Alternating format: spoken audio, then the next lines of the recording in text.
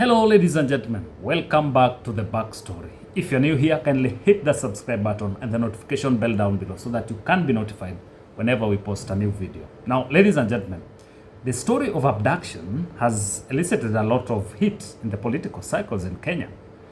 And has been a lot of blame game going on here and there.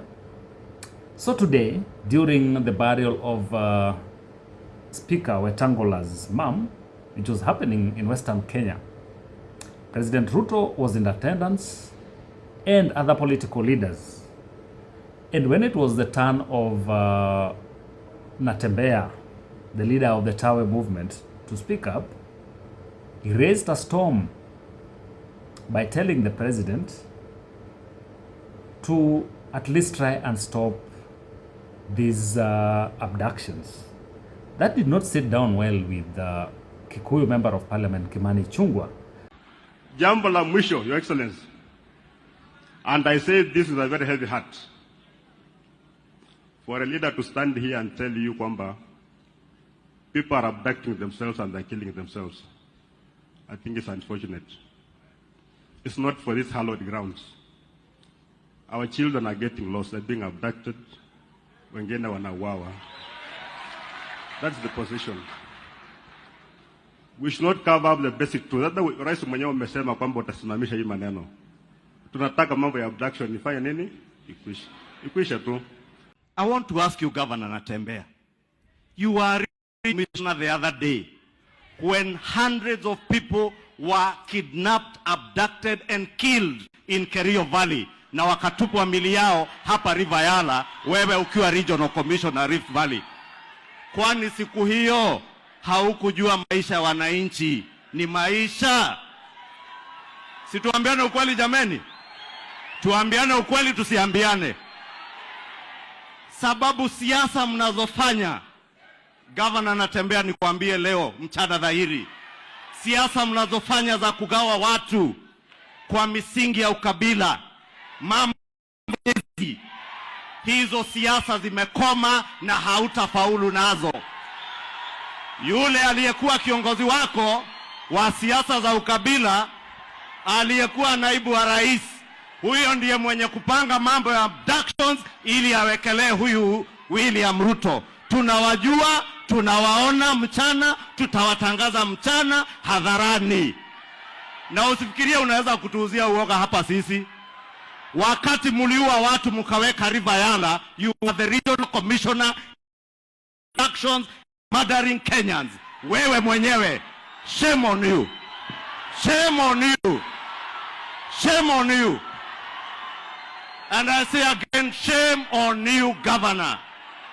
You cannot claim abductions when you are the key abductor and murderer of Kenyans under the previous regime. Na mzee Atwoli ananiambia alikupea pesa ukuwe governor. Wewe ndio ulifurusha watu Mau, ukiua mafamilia. Tunakujua, wachana na sisi bana. Kwa haya mengi, poleni sana. Munisamehe kidogo sababu saa ingine huko kwetu tunasemanga mshale ya usiku hurudishwa usiku. Ukileta siasa kwa hafla ya mazishi, tutakujibu hapa hapa. Kwenda katafute huyo mtu tulifurusha, mfanye siasa ya kugawa watu, siasa ya uchochezi, lakini mtafute nchi nyingine. Not this country. We are together as one people, one nation, under one flag, under one president, one speaker, and we are all united as the people of Kenya. We will not allow you to divide the people along ethnicity, on incitement, because you think ati wewe ni governor unakuja kujipiga governor kitu gani? Acha na sisi wewe. Akome asikome. Akome asikome. Wachochezi wakome wasikome. Wakome wasikome. Wamuache Ruto wasimuache. Na uheshimu huyu speaker wewe governor.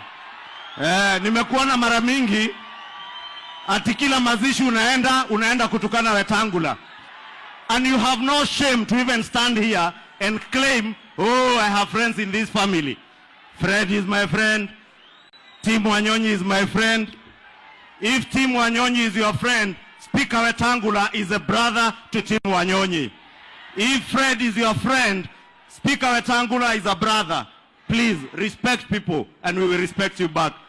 Now, ladies and gentlemen, what is your take on what has happened? Now, one thing that has come out is the fact that the government needs to address what is happening. The disappearances of these young guys. And the fact that Natembeya raised it, and it has raised a storm within the government cycle, is a plus. But one thing that I would want to talk about is the way Kimani Ichungwa reacted. Because he said that there were so many abductions and deaths that happened in the previous regime. But the question is, the abductions that happened in the previous regime, are those a justification to the abductions that are happening in the country right now? Yeah, they might have happened then, but is it a justification for abductions that are happening in the country right now? And let's go back. If he's talking about the previous regime, who are the people who are leaders in that previous regime? Former president, the current president, William Ruto, was a deputy president in the previous regime. Kimani Ichungwa was a leader in the previous regime. He was a parliamentary leader in the previous regime. Natembeya himself was also a leader, what do we call it? He was a member of the security team in Rift Valley. So what these political leaders are trying to tell us is that there is something that they know that the common man does not know. And they're not willing to come up in the open and tell Kenyans what is happening. But if you go back to whatever Kimani Ichungwa is talking about, you know, if something happened in the previous regime and it was wrong, that does not mean that you have to do it. Because whatever you're trying to tell Kenyans is that even another regime, if it comes in 2027, will get a justification to kill Kenyans, to abduct Kenyans, and then say, okay, this is something that has been happening, and you're making it to be like normal. So what is the solution to this problem? The solution, according to me, one, we have to accept the fact that Kenyans have the freedom of speech, which is enshrined in the Constitution.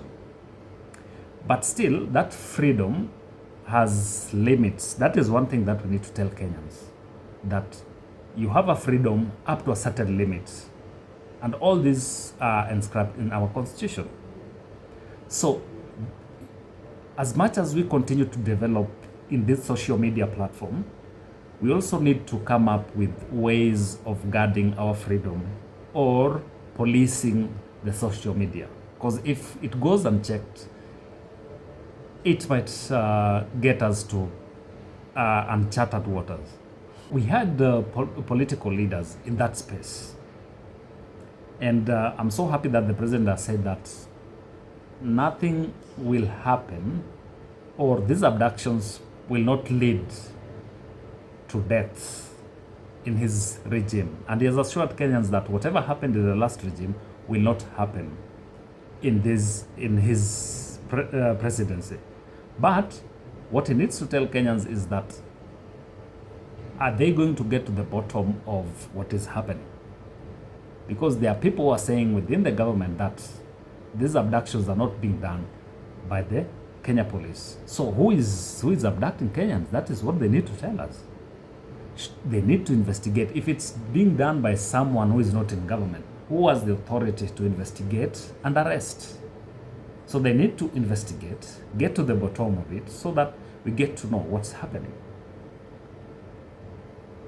If there are people who are faking their abductions, then they need to address that, instead of letting Kenyans with the room to speculate and cause a lot of tension in the country.